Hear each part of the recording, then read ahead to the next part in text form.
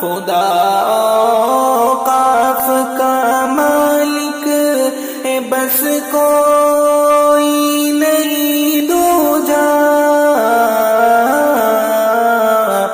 یہی حکم شریعت ہے، یہی پیغام باری ہے، تصرف کا کسی کو حق نہیں، اوقاف پر کچھ بھی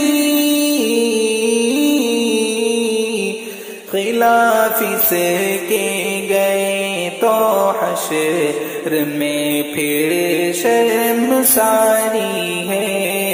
حفاظت وقف کی کرنا ہماری ذمہ داری ہے، ہمارے دین پر حملہ شبانہ روز جاری